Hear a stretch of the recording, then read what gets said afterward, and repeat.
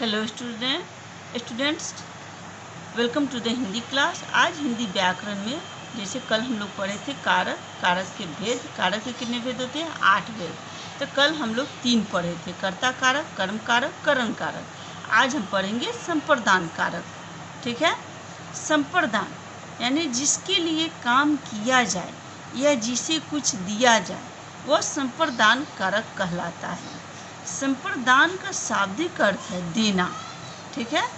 कर्ता जिसके लिए भी कुछ काम करेगा उसका बोध कराने वाले शब्द संप्रदान कारक कहलाते हैं। ठीक है। यानी कि जिस संज्ञा सर्वनाम के लिए कुछ किया जाए या कुछ दिया जाए उसे संप्रदान कारक कहते हैं। जैसे यहाँ देखिएगा आप लोग, जैसे कुम्हारी ने घरों को रंगा। कुम्हारी यानी मिट्टी का सामान बनाने वाली जो औरत होती है उसको क्या बोलते हैं? कुम्हारी। तो कुम्हारी ने घरों को रंगा। कुम्हारी ने क्या की? घर को घड़ा यानी मिट्टी का घड़ा, उसको क्या की? वो रंगी। तो क्या हो गया? संप्रदान। घरों को क्या हो गया? संप्रदान कारक। जमुना ने पापा को पत्र लिखा। जमुना किसको पत्र लिखा? पापा को। तो ये क्या हो गया? संप्रदान कारक। इसी तरह हम बोलेंगे कि ये फल तुम्हारे लिए है। ये फल जो है किसके लिए है? तुम्हारे लिए है। ठीक है। तो क्या हो गया? संप्रदान कारक। ठीक है। अब हम पढ़ेंगे अपादान। 5 नंबर अपादान। अपादान संज्ञा सर्वनाम के जिस रूप से एक वस्तु का दूसरे से पृथक, पृथक मतलब अलग। ठीक है। संज्ञा सर्वनाम के जिस रूप से एक वस्तु का दूसरे से अलग होना यानी पृथक होना या तुलना करना जाना जाए उसे हम क्या बोलते हैं? अपादान कारक। यानी संज्ञा सर्वनाम के जिस रूप से अलग होने का, एक लाइन में समझिए, संज्ञा सर्वनाम के जिस रूप से अलग होने का बोध हो उसे क्या बोलते हैं? अपादान कारक। जैसे पेड़ से पत्ते गिरे, पेड़ से पत्ता गिरा यानी पेड़ से पत्ता गिर गया। तो पत्ता गिर गया यानी पेड़ से वो पत्ता जो है अलग हो गया, फिर वो पत्ता पेड़ में नहीं जा सकता है यानी वो अलग पेड़ से हो गया। तो क्या है? अपादान कारक। विजय दिल्ली से आया। विजय कहाँ से आ गया? दिल्ली से, यानी दिल्ली को छोड़ दिया, दिल्ली से आ गया। पतंग जो है वो डोर से टूट गई। पतंग किससे टूट गई? डोर से। तो पतंग क्या हो गया? डोर से टूट गई यानी पतंग डोर से टूट के गिर गई यानी डोर से वो अलग हो गई पतंग। ठीक है। पिताजी ऑफिस से चले गए। पिताजी ऑफिस से निकल गए यानी ऑफिस को छोड़ दिए, चले गए। चोर सिपाही से डरता है। ठीक है। ये सब क्या हो गया? अपादान कारक। ठीक है। गंगा, जैसे गंगा हिमालय से निकलती है। तो गंगा कहाँ से निकलती है? हिमालय से, यानी हिमालय से गंगा जो है यानी पानी वो निकल गई। ठीक है। ये सब क्या हो गया? अपादान कारक। अब हम पढ़ेंगे संबंध। ये ध्यान दीजिएगा, संबंध कारक। नाम से जानते हैं संबंध यानी एक दूसरे से संबंध दिखाए, संबंध हो। तो संज्ञा सर्वनाम के जिस रूप से किसी व्यक्ति या वस्तु का दूसरे से संबंध प्रकट हो। ठीक है। संबंध समझ रहे हैं यानी रिलेशन, यानी संज्ञा के जिस रूप से किसी व्यक्ति या वस्तु का दूसरे से संबंध प्रकट हो उसे हम क्या बोलते हैं? संबंध कारक। ठीक है।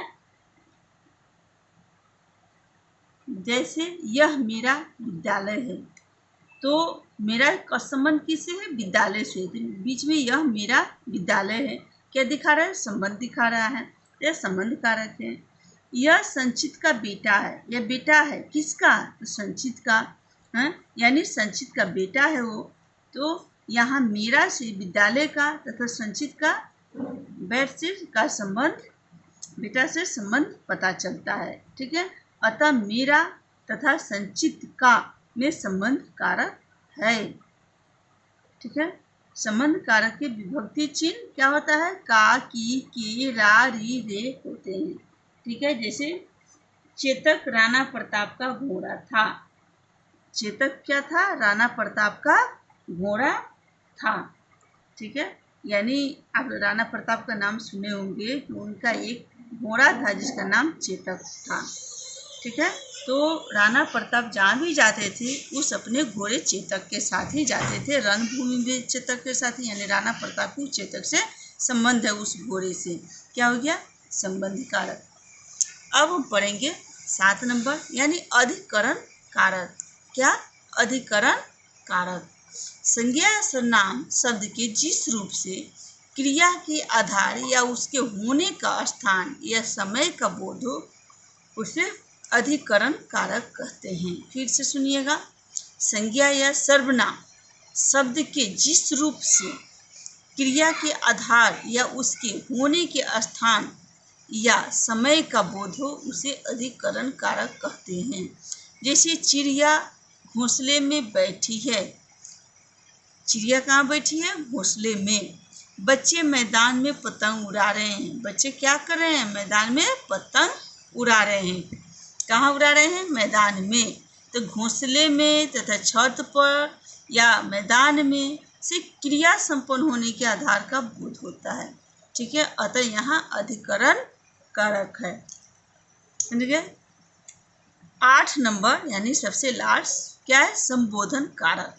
संबोधन, इसके नाम से यह जानते हैं, संबोधन यानी किसी को संबोधित करना, पुकारना। तो संबोधन का अर्थ होता है पुकारना। ठीक है, तो शब्द के जिस रूप से किसी को पुकारने या संबोधन करने का बोध हो, यानी वह शब्द के जिस रूप से हम किसी को पुकारने या संबोधन करने का बोध हो उसे हम क्या बोलते हैं? संबोधन कारक कहते हैं। जैसे हे प्रभु मुझे पास करा दो, या हे प्रभु मेरी रक्षा करो। तो ये क्या हो गया? हम ईश्वर को संबोधित कर रहे हैं, उनको संबोधन, उनको पुकार रहे हैं कि हे प्रभु मेरी रक्षा करो। ठीक है, ये लड़के बच्चे को मत सता। अब उस लड़के को कह रहे हैं संबोधित करके, ये लड़के बच्चे को मत सता, बच्चे को तंग मत कर। तो यहाँ हे प्रभु तथा ये लड़के में क्या है? संबोधन कारक है। तब तो समझ गए संबोधन का क्या होता है? में पर। ठीक है ना? तो कारक जो है आज लास्ट हो गया। ठीक है, आगे नेक्स्ट क्लास में हम लोग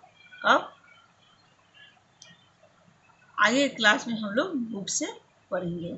ठीक है, दैट्स ऑल।